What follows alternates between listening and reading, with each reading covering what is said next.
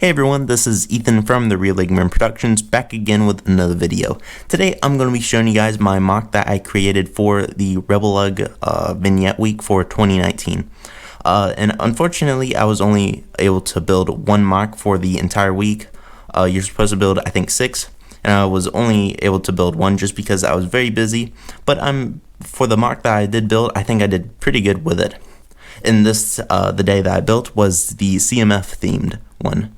And also, if you guys notice, I am using a black background, which is something new to the channel that I've never used before, and I kind of like it. The only complaint that I have with it is that you can see the base plate pretty easily, but it's fine. I think it looks, other than that, I think it looks really cool. So, without further ado guys, let's go and dive right into this mock.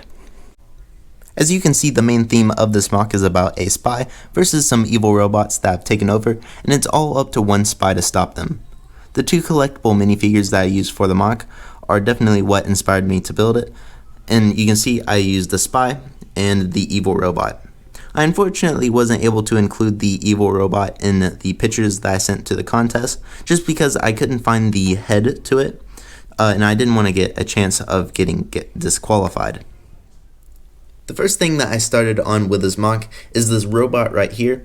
I think I did a really good job with it. I used a whole bunch of different clip pieces and arms, and I even used a zipline piece for the head with a wrench on top, and I think that looks really cool. And at the end of it, I have some fiery, like some trans orange parts with some fire and stuff, and I think that looks really cool. It looks like, you know, some jets coming out of the bottom. Then we also have another robot right here that has been shot by the spy. Has just some hands, arms are falling off, but it looks really cool. One thing that is really cool is this border for the mock. I think it looks really cool, and I really like the transclear blue. I think it just makes the border pop. And you can see it uses those 2x2 parts. I'm not sure the technical name for them, but they look really cool and very useful for borders. And you can see it's the same design on this side as well. Now moving on with the floor, you can see there's some cheese slopes, have a little nice pattern, and also some grills as well. And you can see the center, a whole bunch of light gray clips with some bars in dark gray. And you also got some really cool crates right there, using some vent pieces and some 2x2 tiles on the top.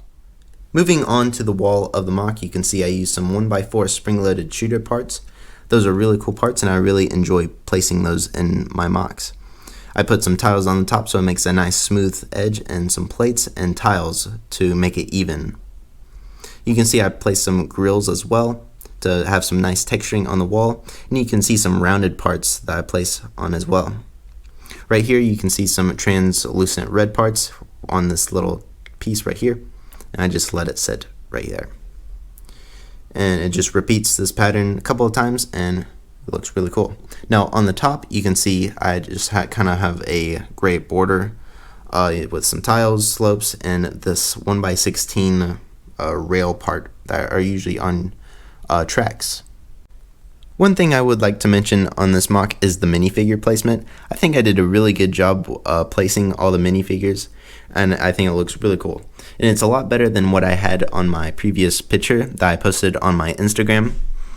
And you're probably wondering how it's standing, and what I use is a minifigure hand, and I placed it on the pipe, and it's just able to balance right there. It looks really cool. And I use the same thing on the robot as well. It's just connected to the hinge. You can see it on that bottom foot right there, and it just is really cool. Now I'll take the spy off, and you can see how it's done. And there's a hand just placed right there, and it goes on the bottom of the foot. Now I'll show you right there. The hand is right there, because if I didn't have the hand, this would just, the little laser that it has, it would just fall forward.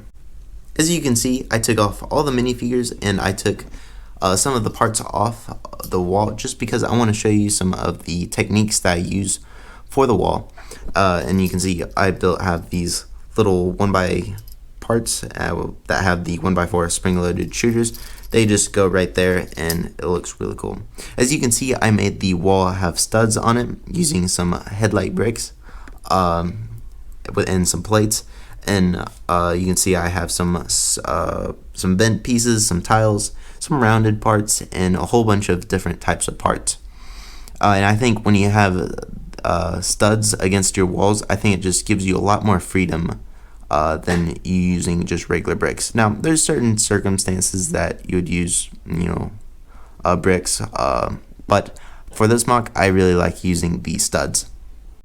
Thank you so much for watching this video. Hope you guys enjoyed, and be sure to like, comment your thoughts down below. And if you are new here, it would be awesome if you could subscribe to the channel as well. So yeah, that's going to wrap up this video. Don't forget to check out my other LEGO videos, and have a great and wonderful day. Bye bye.